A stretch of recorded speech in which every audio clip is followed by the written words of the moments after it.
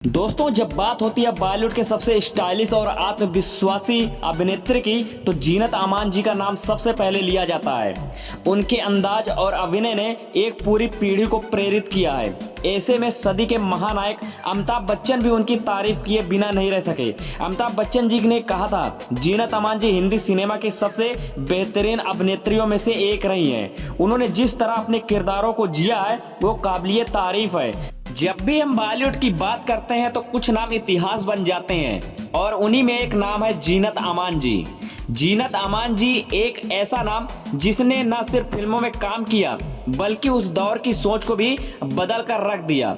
जब हिंदी सिनेमा की दुनिया में औरतों को सिर्फ शर्मीली घूंघट वाली त्याग की मूरत के तौर पर पेश किया जाता था, तब जीनत अमान जी एक तूफान बनकर आईं।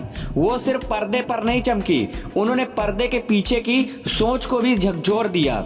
उनकी आंखों में गजब का आत्मविश्वास था, ऐसा आत्मविश्वास जो उस समय की किसी भी अभिनेत्री में देखने को नहीं मिलता था। उनका चलना, उनकी बॉडी लैंग्वेज, उनका अंदाज, सब कुछ उस वक्त के चलन से बिल्कुल अलग था। और अभिनय में इतनी गहराई थी कि ग्लैमर के पीछे छुपी उनकी सच्ची प्रतिभा को जिसने भी एक बार देख लिया वो बस देखता ही रह गया। जीनत अमान जी ने साबित किया कि एक औरत सिर्फ हीरो की प्रेमिका या किसी की बहन बेटी बनकर नहीं रह सकती, वो खुद एक स्टार बन सकती है। जीनत अमान जी की जिंदगी सिर्फ रैप और रोशनी से शुरू नहीं हुई थी, उनके पीछे एक बहुत ही गहराई भरी कहानी है। उनके पिता अमानुल्लाह खान भारतीय सिनेमा के मशहूर लेखक थे। उन्होंने वही संवाद लिखे थे जो आज भी लोगों की जुबान पर है। मुगले आजम जैसी ऐतिहासिक फिल्म के डायलॉग, जीनत जी के भीतर जो संवेदनशीलता थी, शायद उनकी जड़ें उनके पिता की लेखनी में ही थी। लेकिन किस्मत ने इस मासूम सी बच्ची से उसका पिता बहुत जल्दी छीन लिया। जब जीनत अमान जी सिर्फ 13 साल की थी तभी उनके पिता इस दुनिया से रुखसत हो गए। एक ऐसा वक्त था जब एक बच्ची को अपने पिता के कंधों की सबसे ज्यादा जरूरत होती है, लेकिन जिंदगी ने उन्हें अलग रास्ते पर धकेल दिया। इसके बाद उनकी परवरिश की जिम्मेदारी अकेले उनकी मां ने उठाई।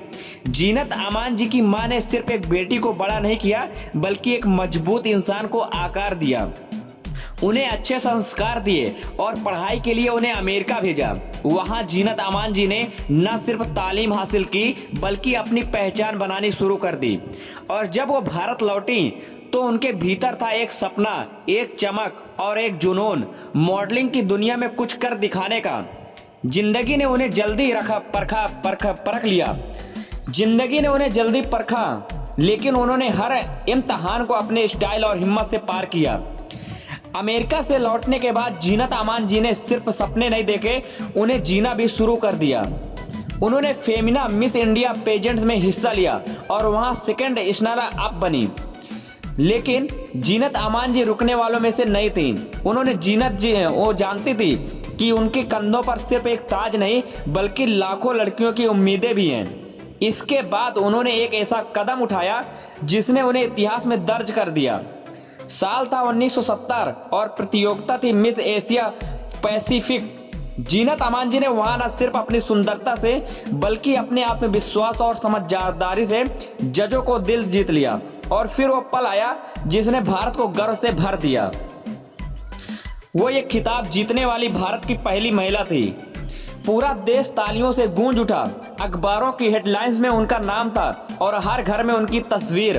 और यही से खुला बॉलीवुड का वो दरवाजा जिसे जीनत अमान जी ने न सिर्फ पार किया बल्कि वहां अपनी एक अलग पहचान भी बनाई। वो सिर्फ एक मॉडल नहीं रही, अब वो बनने जा रही थी सिनेमा की सबसे बोल्ड और बेबाक अभिनेत्री। साल था 1971 और भारतीय सिनेमा को मिलने वाली थी उसकी सबसे क्रांतिकारी न्यायिका। देव आनंद जी की फिल्म हरे रामा हरे कृष्णा रिलीज हुई और जैसे ही स्क्रीन पर जीनत अमान जी आई, सिनेमा हॉल में सन्नाटा छा गया। फिल्म गूंज उठी, एक आवाज, दम मारो दम। इस गाने ने जीनत अमान जी का हिप्पी लुक, खुले बाल, आंखों में नशा और होठों पर बेफिक्री, ये सिर्फ एक गाना नहीं था, ये उस दौर की सोच को बदल देने वाला पल था। लोगों ने पहली बार किसी हीरोइन को इतने आत्मविश्वास, आजादी और बिंदास अंदाज में देखा था। जीनत अमान अब सिर्फ नाम नहीं रही, वो एक सेंसेशन बन चुकी थी। इसके बाद उन्होंने पीछे मुड़कर नहीं देखा। एक के बाद एक सुपरहिट फिल्में उनकी झोली में आई और हर फिल्म में वो खुलकर एक नए रूप में पेश करती थी। यादों की बारात साल था 1973, जिसमें उनका स्टाइलिश अंदाज आज भी याद किया जाता है। रोटी कपड़ा और मकान साल था 1974, जहां उन्होंने सामाजिक मुद्दों को ग्लैमर के साथ जोड़ा। फिल्म आई अजनबी साल था 1974, एक रहस्यमयी मोहक स्त्री के रूप में। फिर फिल्म आई धर्मवीर 1977, जबरदस्त परफ्यूम और एक्टिंग का मेल था। फिल्म थी सत्यम शिवम सुंदरम 1978, जीनत जी की बोल्डनेस और अभिनय दोनों का चरम। डॉन 1978, जहां वो अमिताभ बच्चन के सामने भी पूरी मजबूती से टिकी। और फिर फिल्म आई इंसाफ का तराजू 1980 में, एक ऐसी फिल्म जिसने दिखाया कि ग्लैमर के पीछे एक मजबूत स्त्री खड़ी है जो अन्याय के खिलाफ लड़ रही है। जीनत अमान जी की भूमिकाएं भले ही ग्लैमरर रही हों, लेकिन उनमें दम था, बात थी, सोच थी। वो उस दौर की पहली ऐसी अभिनेत्री थी जो सिर्फ हीरो के पीछे चलने वाली नहीं थी, वो खुद एक स्टार थी। उन्हें देख दर्शक सिनेमा घरों में सीटी मारते थे और एक पूरी पीढ़ी उन्हें फैशन, आजादी और आत्मबल की मिसाल मानती थी। चमकदार पर्दे के पीछे हमेशा रोशनी नहीं होती। जीनत अमान जी की जिंदगी भी एक ऐसा दौर आया जब उनके चेहरे की मुस्कान के पीछे असंख्य दर्द छुपे हुए थे। स्टारडम के साथ साथ उनकी निजी जिंदगी भी लोगों की नजरों में आने लगी। उनका नाम कई अभिनेताओं से जोड़ा गया, लेकिन सबसे ज्यादा चर्चा में रहा उनका रिश्ता संजय खान के साथ। एक समय ऐसा था जब जीनत अमान जी और संजय खान की नजदीकियों की खबरें फिल्मी गलियारों में जोरों से फैल रही थी, लेकिन इस रिश्ते ने जीनत अमान जी को सिर्फ सुर्खियां नहीं दी, जख्म भी दिए। वो भी ऐसे जो सिर्फ तन पर रहे नहीं, मन पर भी लगे। कहा जाता है कि इस रिश्ते में जीनत अमान जी ने बहुत कुछ सहा, मानसिक और शारीरिक यातना तक हुई।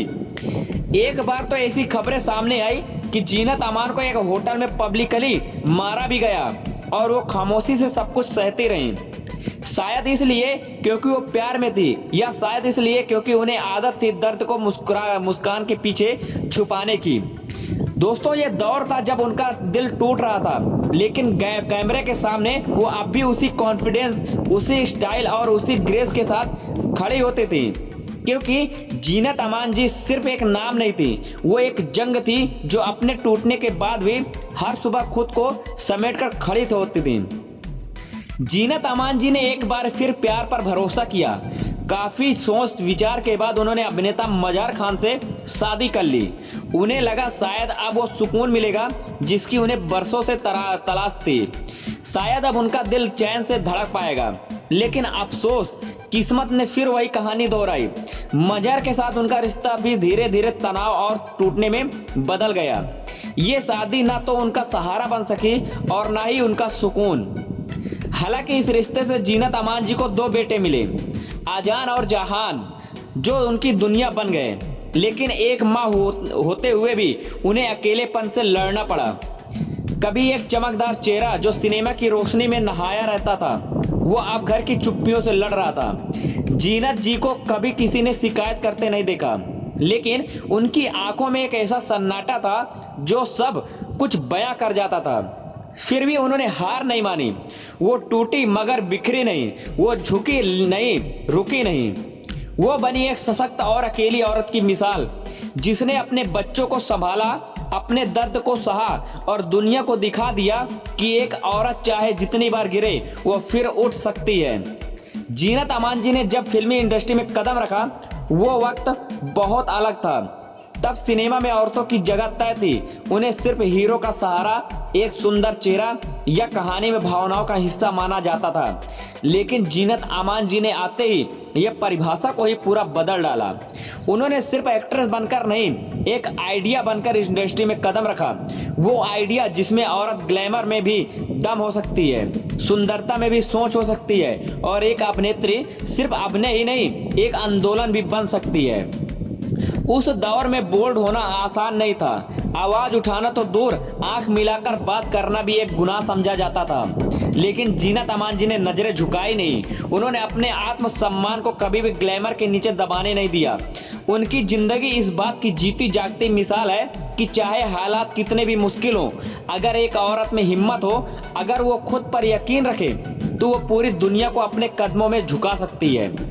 जीनत अमान जी ने न सिर्फ सिनेमा को नया चेहरा दिया, बल्कि एक पूरी पीढ़ी की सोच को भी बदल दिया। वक्त बीतता गया, सिनेमा घर बदला, चेहरे बदले, कहानियां बदली, लेकिन कुछ नाम ऐसे होते हैं जो वक्त के साथ और निखरते हैं, और जीनत अमान जी ने उन्हीं नामों में से एक हैं।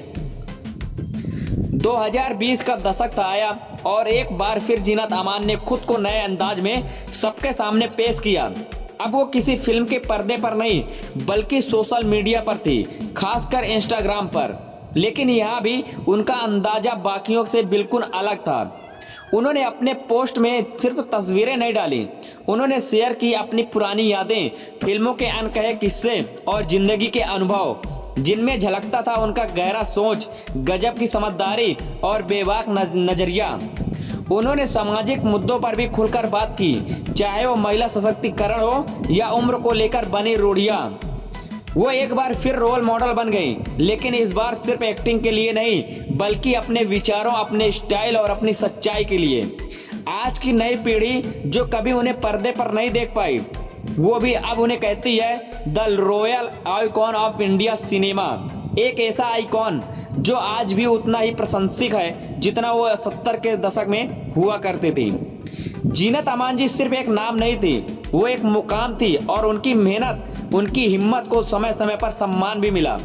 साल था 1971 जब हरे रामा हरे कृष्णा में उनकी दमदार परफॉर्मेंस ने सबको चौंका दिया। उनकी एक्टिंग में इतनी गहराई थी कि उन्हें film fair award for best supporting actress से सम्मानित किया गया।